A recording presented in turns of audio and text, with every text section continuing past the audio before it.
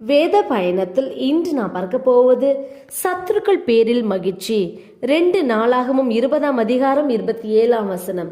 பின்பு கர்த்தர் அவர்களை அவர்கள் சத்துருக்கள் பேரில் களிகூற செய்தபடியால் யூதா மனுஷர் யாவரும் எருசலேம் ஜனங்களும் அவர்களுக்கு முன்னாலே யோசபாத்தும் மகிழ்ச்சியோட எருசலேமுக்கு திரும்பினார்கள். நம்முடைய தேவன் சத்துருக்கள் பேரில் நம்மை மகிழ செய்பவர்.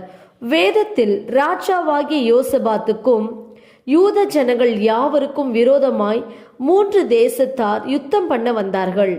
யோசபாத்தும் யூத ஜனங்களும் கர்த்தரை பாடி துதிக்கும் போது கர்த்தர் இவர்களுக்காக சத்துருக்களுக்கு எதிராக யுத்தம் செய்தபடியால் சத்துருக்கள் வெட்டுண்டு விழுந்தார்கள்.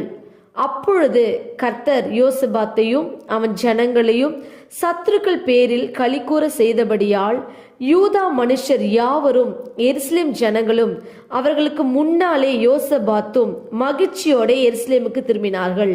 ஆம், கர்த்தர் இன்று உங்களையும் உங்கள் சத்துருக்கள் பேரில் களிகூறச் செய்து மகிழ்ச்சி அடைய செய்வார்.